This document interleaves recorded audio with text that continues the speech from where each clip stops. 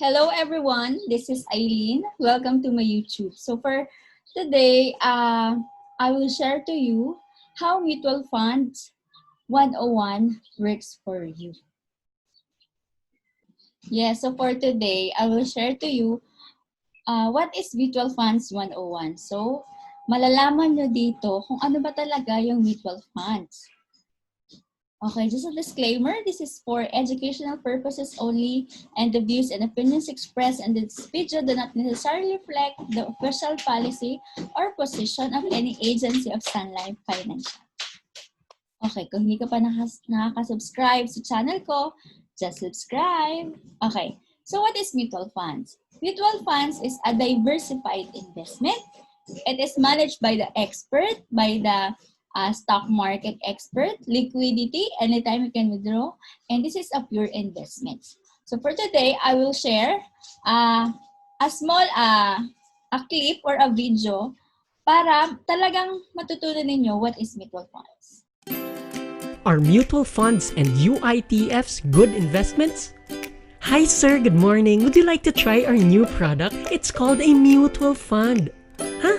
Mutual fund? Eh, girlfriend nga, wala pa ako. Sino kasama ko sa mutual fund na yan?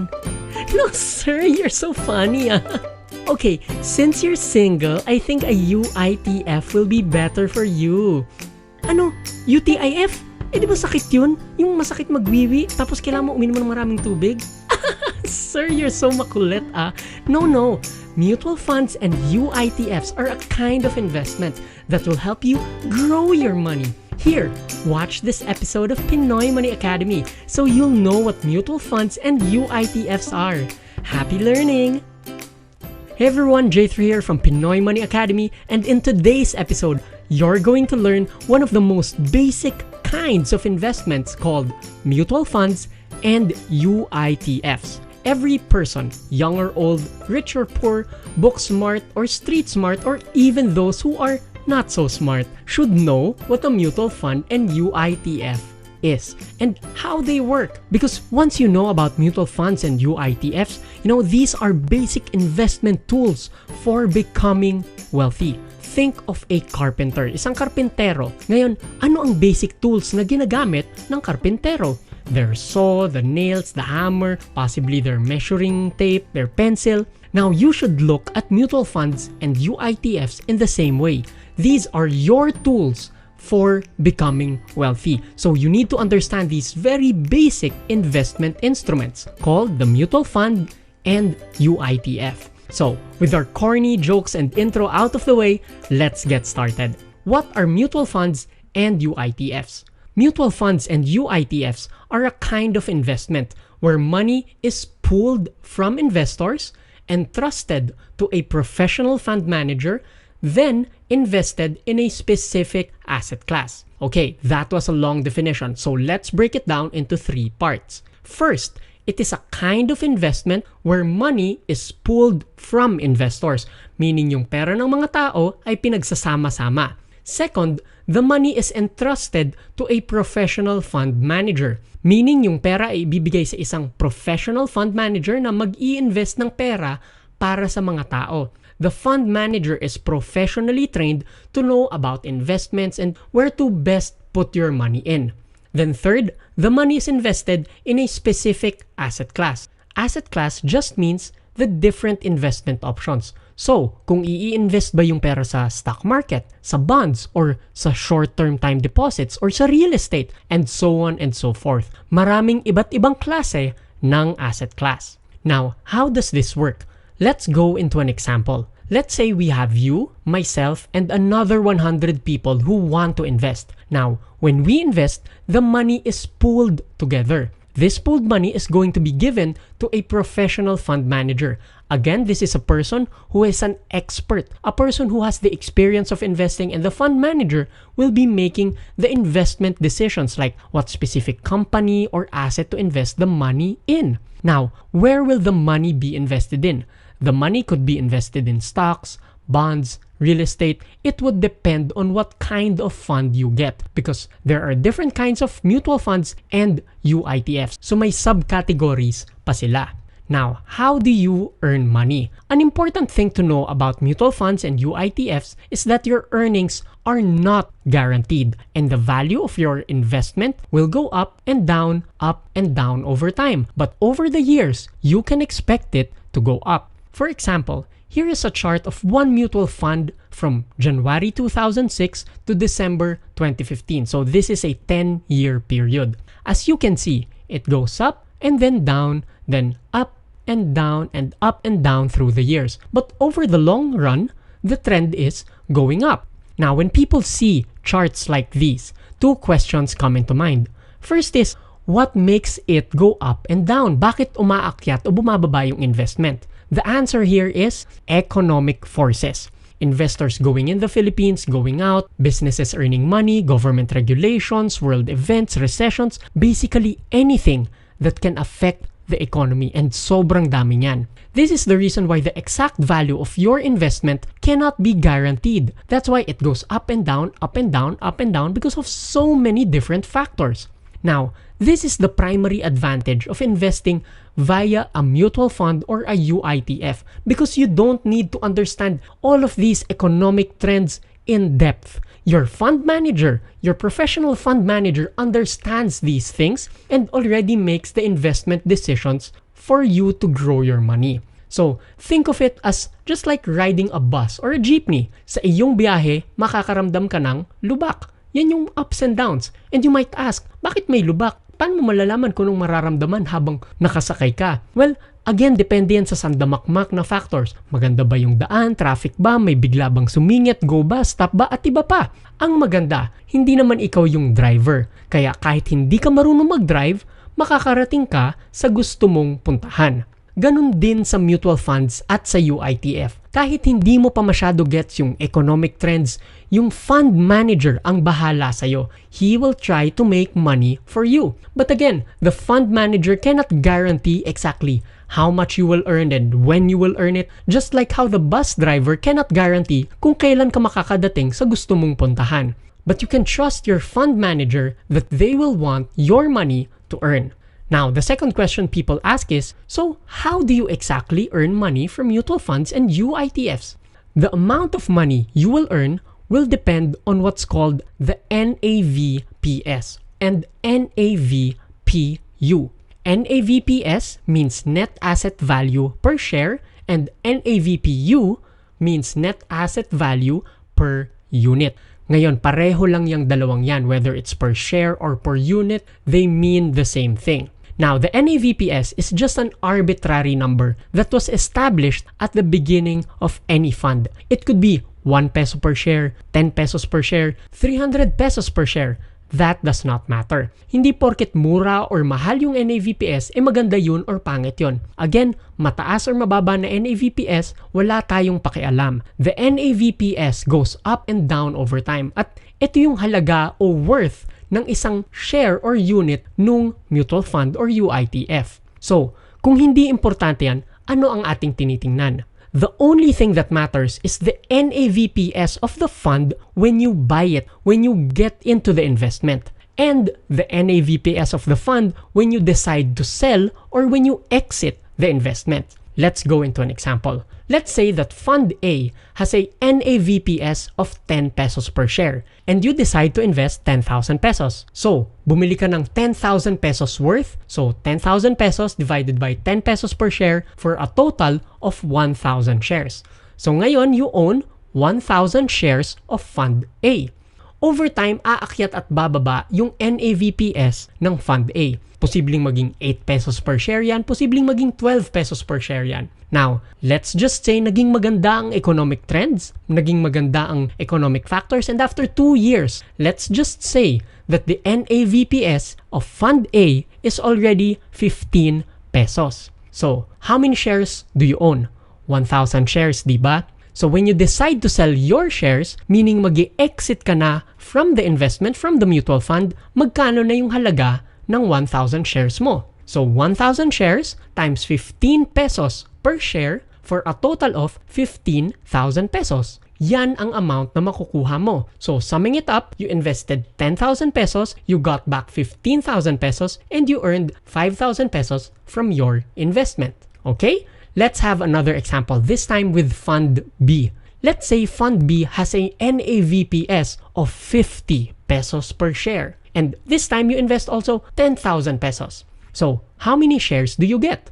10,000 pesos divided by 50 pesos per share is 200 shares. So, you now own 200 shares of Fund B. Again, the NAVPS goes up and down, up and down, up and down. And let's just say after 2 years, kunwari lang, the NAVPS is now 75 pesos per share. So when you decide to sell or exit from your investment, how much money will you get? You owned 200 shares, diba? And each share is now worth 75 pesos. So 200 shares times 75 pesos per share equals 15,000 pesos. Again, what happened? Your 10,000 peso investment became 15,000 and you earned 5,000 pesos. So this is how you earn from mutual funds and UITFs. You buy, then you sell later. With these two examples, I hope that you can see that it doesn't matter kung mataas o mababa ba yung NAVPS. Ang importante lang na tinitingnan is magkano yung NAVPS at the time na bumili ka at magkano siya at the time na magbebenta ka. Yung difference ng dalawang yun ang iyong profits. Now, again at this point, I have to repeat myself. The NAVPS of mutual funds and UITFs are unpredictable. So your returns are not guaranteed. The NAVPS of all different kinds of funds goes up and down, up and down, up and down because of so many economic factors. What you literally just have to do is to buy and then let the fund manager make the specific investment decisions to grow the NAVPS. And when you are happy with your returns, then sell and take your profits. With this, let's now answer the primary question of this episode. Are mutual funds and UITFs good investments? Well, it actually depends. As we always teach here in Pinoy Money Academy, there are no perfect investments for everyone. But there are great investments that are suited for your specific goals. So it really depends on your specific needs and goals if you should get a mutual fund or UITF and what kind of fund you should get. You see, there are many different kinds of mutual funds and UITFs. There are funds that invest in stocks, there are funds that invest in real estate, there are funds that invest in bonds, and others in short-term time deposits. And it's a mix of different assets. And these many different kinds of funds, well, we'll talk about them in another episode. But not to leave you hanging, are mutual funds and UITFs good investments? Our answer is yes, especially for beginners, because it's the fund manager that makes the investment decisions for you. All you have to do is buy the fund, wait, and be patient. Again, wait and be patient for the NAVPS to go up. And then, when you're happy with the profits, then sell, exit. That's it. Of course, there are many more different things to learn about the different kinds of mutual funds and UITFs and how to pick the right kind of fund according to your goals. Again, we'll talk about these in a later episode. For now, we hope that you've understood how mutual funds work, how you make money, and most importantly, know that mutual funds and UITFs are one of the simplest and most basic investments you need in order to reach your financial goals. Yes. So what are the 10 things you need to know before investing in mutual funds or UITF? So, sabi dito, you can invest in different asset class. So, ano ibig sabihin ng mga asset class na to? So, for example, yan. If this is mutual funds, meron din tayong mga conservative, moderate, at aggressive funds. So, for example, you are conservative investor, you are part of the low risk. Yung kita dito, mga 1 to 3% average. Tapos, 1 to 3 years lang yung timeline niya. If you are a moderate investor, you are nasa medium risk ka, 4 to 7 years projected investment, at mga 5 to 8% projected return average. So, aggressive fund is a high risk kasi naka-invest siya sa stock market. 10 to 12% average if 10 years and above. So, ganyan siya. So, for example, Miss Ailyn, ano ba talaga yung kailangan mong gawin para makapag-invest ka sa mutual fund? So, ang una kong tinatanong is, kailan mo kukunin yung pera mo? So, kung yung pera mo, kukunin mo lang siya within 1 to 3 years. So, pwede ka sa money market fund at sa bond fund. Pero kung for example, ikaw naman ay gusto mo lang 5 years, kunin mo na agad yung pera mo, so pwede ka into a balance fund. Ano ibig sabihin ng balance fund? Balance fund is 50-50. Meron dyang bond, meron dyang equity. Kaya nga balance siya. Aggressive fund is a high risk na naka-invest sa stock market. So, kung gusto mo naman, if you are 10 years and above na investor, pwede ka sa index fund at sa equity fund. Ano ibig sabihin ng index? Index is naka-mirror lang siya sa Philippine Stock Exchange Index at doon naka-invest yung pera mo. Equity fund din is nakalagay siya sa stock market.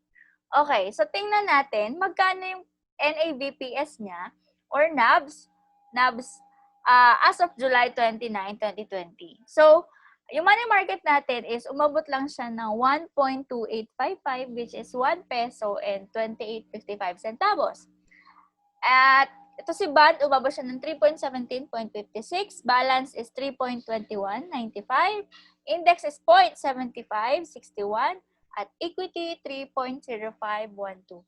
So, ibig sabihin nga, this is just an arbitrary number the time na bumili kayo ng shares ng money market, bond, balance, at index at equity fund. Miss Ailyn, ano-ano ba yung mga fund ng Sun Life? So, ito mga pinakita ko sa inyo na money market, bond, balance, index, at equity, ito lang yung mostly na maraming tao yung nag-i-invest dito. So, ipapakita ko din sa inyo ano yung mga other funds ng Sun Life sa mutual funds. Okay, so ano bang ibig sabihin ng mutual funds na nandito dun sa Sun Life app ninyo? So, ibig sabihin nito is, ito yung mga mutual funds ng Sun Life. Bond, balance, equity, money market, GS Fund, Dynamic, Index, Achiever. So, meron tayong Achiever 2028, 2038, at 2048.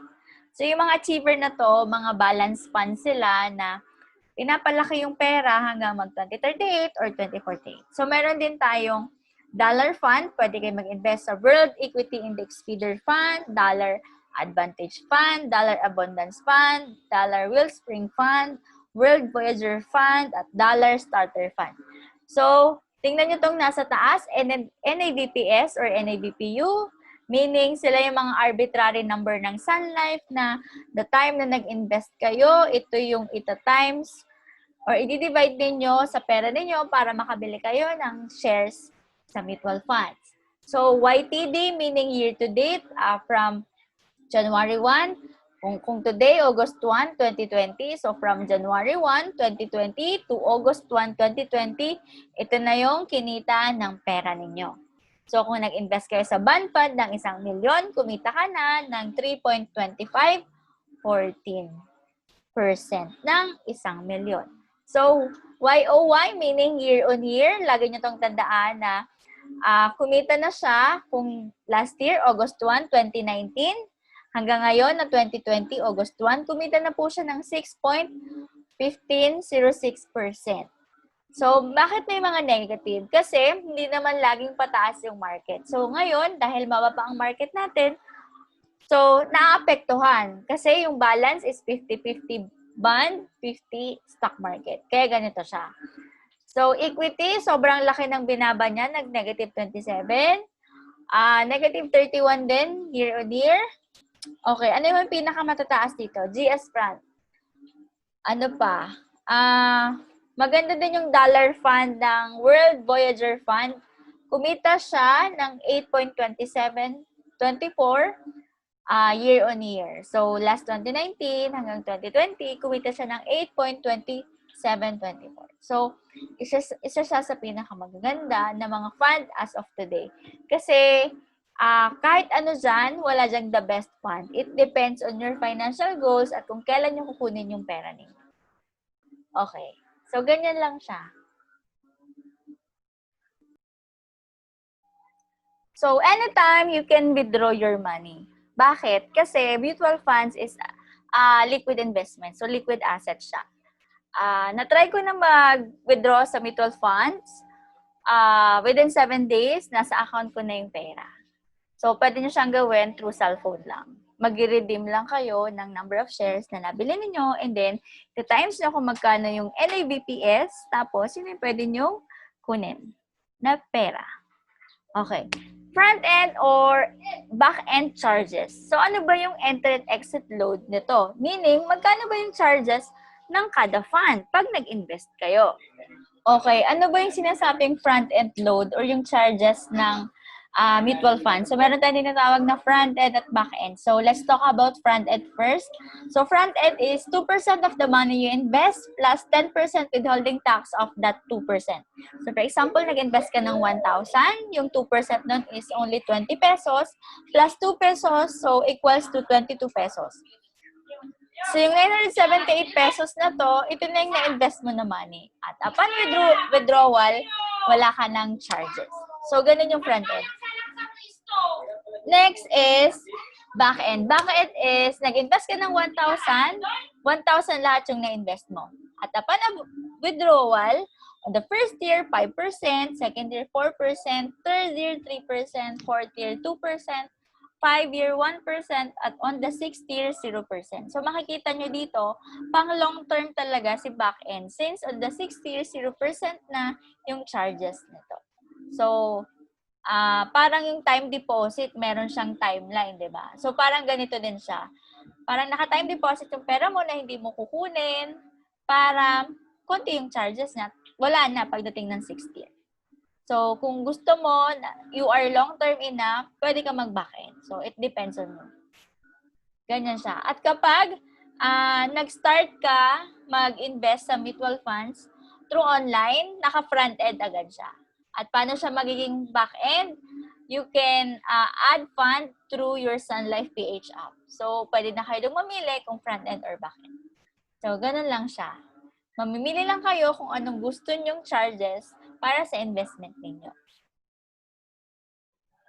Okay, number 4 are not guaranteed. Returns are not guaranteed. So, sa mutual funds, hindi siya guaranteed kasi nga nakabase siya sa NABPS or NABPU, yung presyo kung magkano. So, hindi siya guaranteed kasi araw-araw nagbabago ang NABPS, Monday to Friday, maliban sa holiday.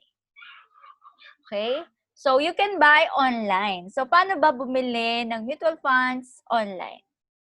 So, madali lang ba mag-open ng mutual funds online? Madali lang po. Just go to sunlife.com.ph. So, ayan. Tapos, ang makikita nyo dyan ito. Tapos, punta kayo sa investment. Makikita nyo dito, Sun Life Prosperity Funds.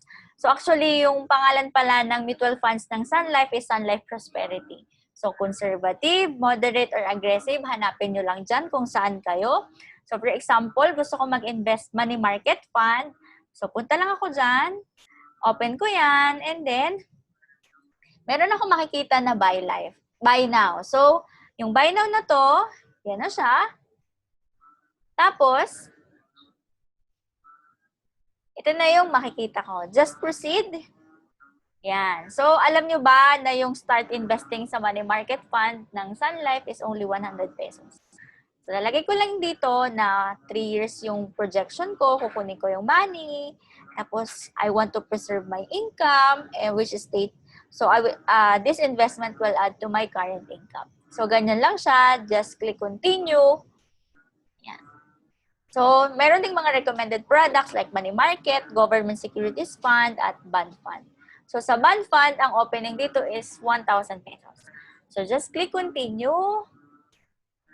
Tapos, ilagay nyo dito kung, yan. So, Ailyn, yung client information. Diba? So, just don't forget na, wag nyo, kailangan meron kayong TIN or SSS. Kung walang SSS at merong TIN, lagay nyo lang 0. Okay, valid ID. So, ano ba yung mga valid ID dito? Valid ID are UBID, PRC, Voters ID, ano pa? Driver's license, yan yun. So, just put your permanent address at your current address. Business address, ito yung ibig sabihin nito, yung employer address ninyo. So, work details, pakilagay din. Ano yung financial advisor information?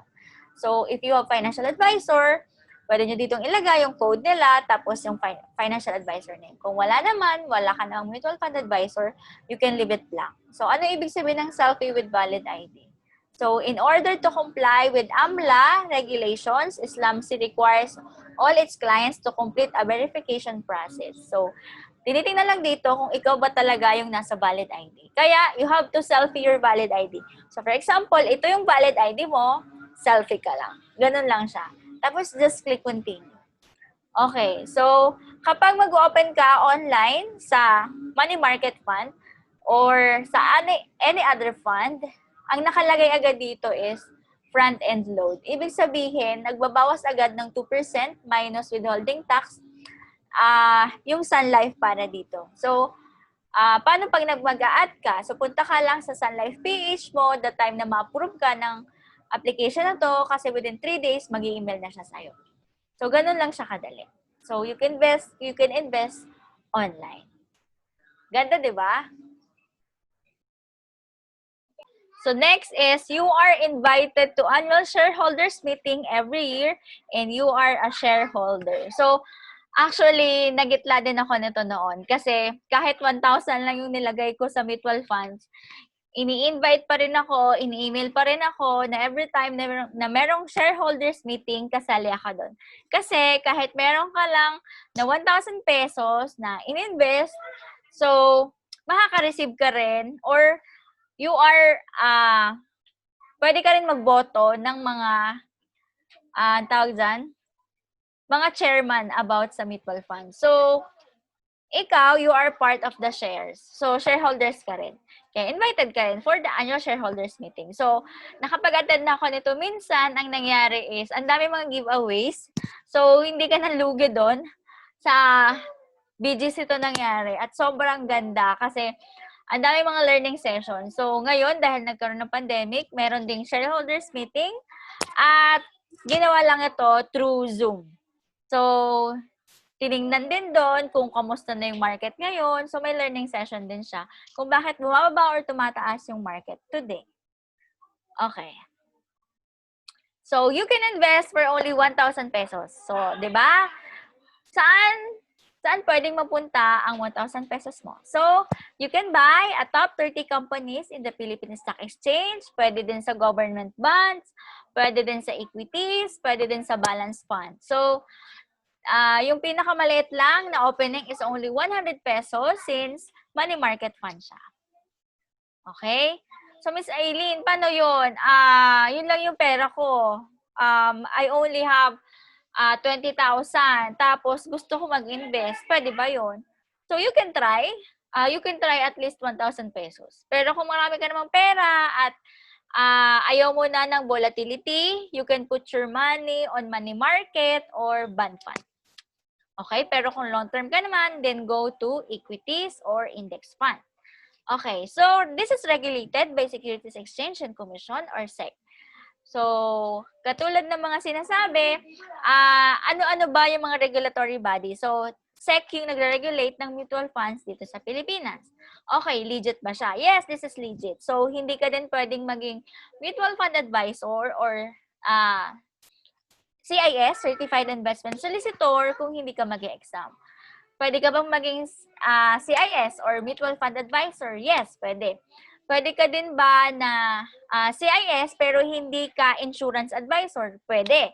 So, mag-i-exam ka lang at ipapasa mo yung exam. Kasi kung hindi ka makakapasa, hindi ka magiging mutual fund advisor. Ano yung tawag uli? So, that is Certified Investment Solicitor. And they are the one na pwedeng, they can collect money from the public. So, pwede silang mag-solicit ng pera. At madali ba yung exam? Actually, para sa akin, nakapag-fifth take na ako ng exam. Pero hindi pa rin ako nakakapasa. So, yung exam lang naman is only 500 pesos. Pero para sa akin, hindi siya madali. So, gusto ko rin makapag-exam dito since maganda din siya na designation. Kasi iba kasi kapag Certified Investment Solicitor ka. So, for example, gusto mo maging Certified Investment Solicitor at gusto mo mag-solicit ng money for mutual funds at maging mutual fund advisor ng Sun Life, then go. Mag-exam ka. And I will help you para maging mutual fund advisor ka. Next is, yes, this is good for beginners, and if you do not have knowledge and time in investing to stock market, yes, this investment vehicle is good for you. Okay. So, yes, SSS invested 1 billion in mutual funds last 2019 for the first time. Kung mga 50 years na ngayon ang SSS, last year lang sila nag-invest ng mutual funds. Okay, ilang billion yung in-invest nila sa mutual funds? More than 1 billion pa. So, yung 1 billion na yan, napunta sa Sun Life Prosperity Balance Fund. So, doon sila nag-invest sa balance fund ng Sun Life. Kasi nakita nila na maganda naman yung naging returns ng balance fund historically. Okay. So, yes, question and answer tayo. So, maraming nag-questions kanina. Sabi doon is, Miss Ailyn, yung mutual fund ba, pwedeng malaps yung policy? Okay, may lapse ba? May lapsation ba kapag kumuha ka ng mutual funds? Actually, wala po. Since hindi po siya insurance, siya po ay pure investment. So, anytime, pwede nyo kunin yung pera nyo at hindi po siya malalaps kahit ilang taon pa yan na nandyan pa rin po yan. So, ang nandun lang po is yung number shares na nabili ninyo.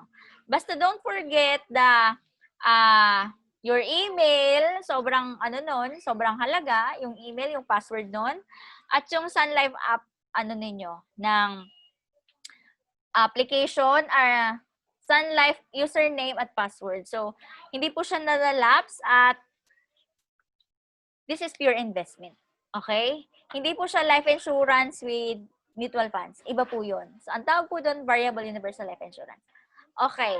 So, Ailyn, okay lang ba na every month naglalagay dito? Opo, okay lang po na naglalagay dito. So, papakita ko po sa inyo kung ano yung kahalagahan na every month naglalagay kayo dito.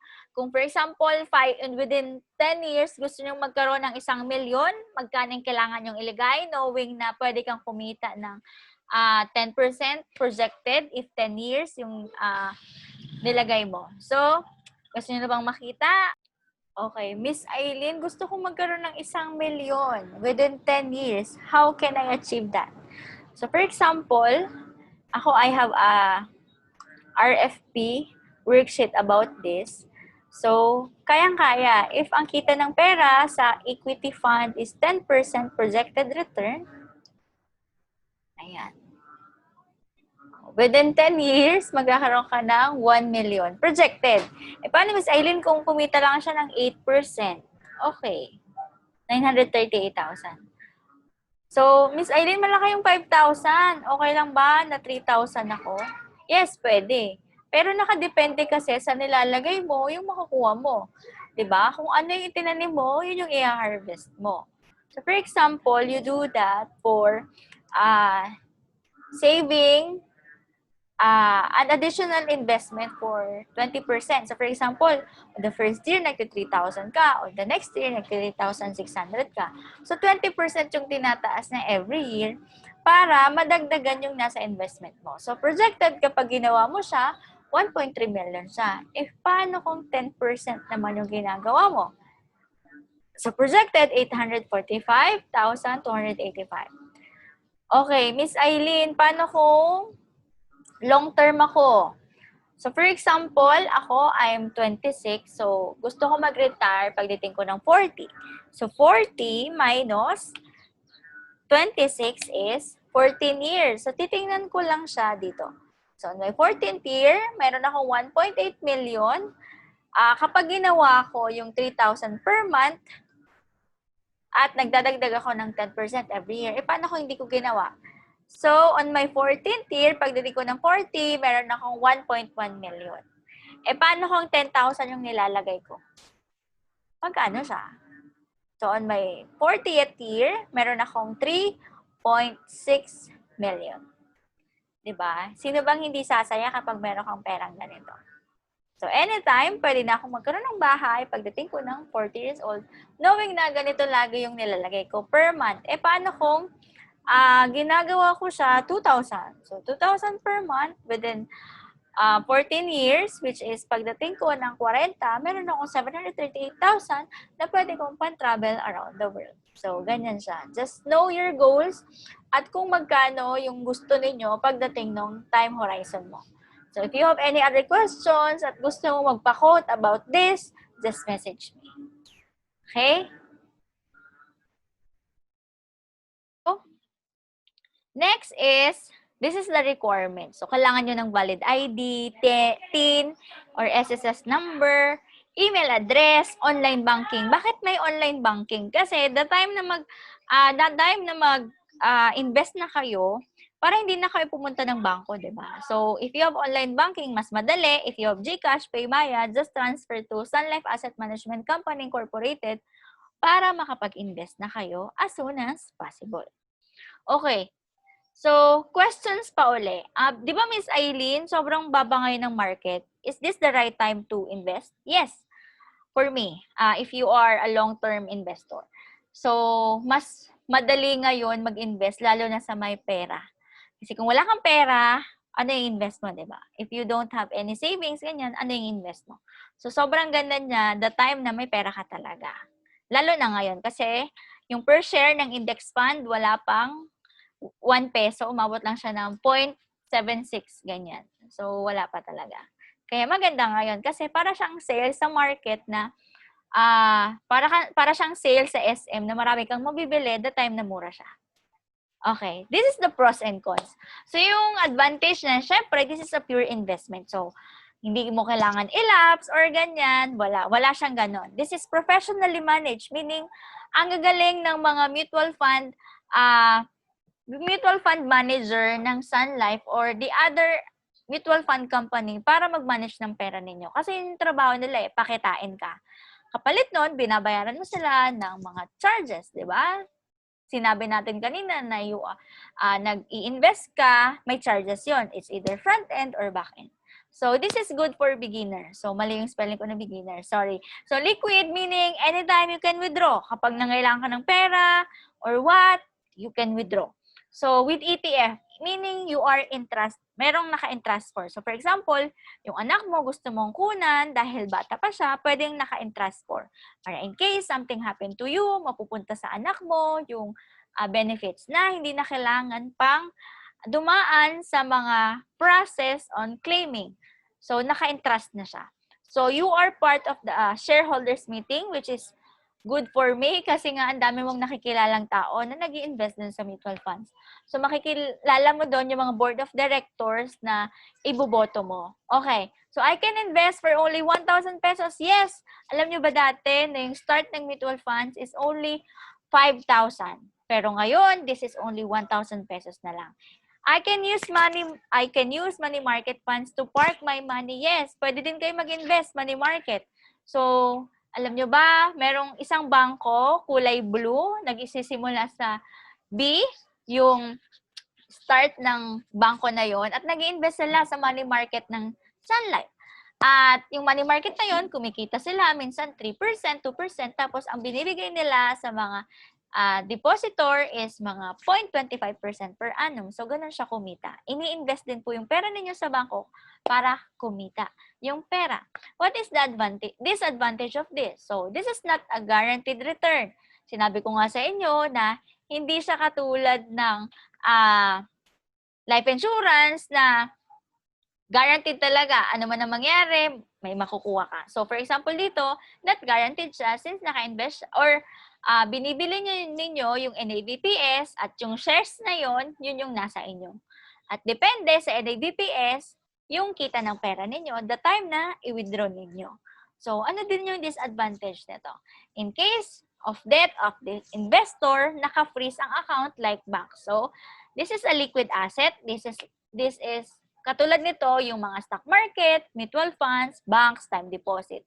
So, in case something happen, naka-freeze po yung account. Meaning, hindi po agad-agad ma-withdraw ng beneficiary ang inyong pera since subject siya for estate tax. Okay? So, yun yung pinaka disadvantage niya. Pero all in all, this is good for the beginners on investing. Kaya nga, di ba, bago ka mag-invest on something like this, kailangan you have life insurance muna para in case may mangyari man na ganito, your life insurance is anytime, yung life insurance na yun yung gagamitin ng family para sa pagkuha ng mga attorney's fees, di ba? Yung mga requirements para sa pag-o ng mutual funds kasi yung life insurance is a miracle product para makatulong in time of death. So, siya lang yung makakatulong sa inyo in time of death. Itong mutual funds na to, in time of death, matagal siya bago makuha. Siguro, it will took 3 months or 6 months, depende kung natapos nyo agad yung requirements. Eh, di ba, kapag meron naman nangyari, hindi naman agad-agad na aasikasa yung mga papel. So, life insurance kasi is instant cash. Ito, in case of death, yan, naka-freeze talaga siya. Pero para sa akin, dapat talaga, you have a life insurance before you invest on this vehicle. Lalo na kung you have a stock market, dapat talaga meron ka munang insurance, lalo na sa health kasi in case magkaroon ka man ng sakit or what, hindi mo i-withdraw yung mga investment mo dito. Kasi nangyari to sa akin, nag-invest ako sa mutual funds, nag-invest ako sa stock market. Nung time na nagkasakit ako, na-withdraw ko lang din siya kasi I don't have HMO, I don't have critical illness insurance kasi nagkasakit ako that time. So, ayoko din yung mangyari sa inyo. Kaya kailangan, protektahan muna natin yung income natin before you invest in this vehicle. Paano, Miss Ailyn? Hindi na po ako insurable. Pwede na ba ako mag-invest? It depends on you. Sige, go. You can invest. Pero, tingnan nyo muna kung yung risk appetite ninyo is high or low. Kung kailan nyo kukunin at magkano yung ilalagay ninyo. So, yeah. Ganun lang siya. So, sabi ko nga, di ba, investment in knowledge gives you high interest. So, this is me, Ailyn Caringal. You can follow me on Facebook, on Twitter, on Instagram, or in LinkedIn. So, LinkedIn. So, yun lang. If you have any other questions, you can add me on Facebook and message me. Or you can contact me at 0918-765-6590. So, that's all. Sana nakatulong ako sa inyo and let's start investing. Goodbye!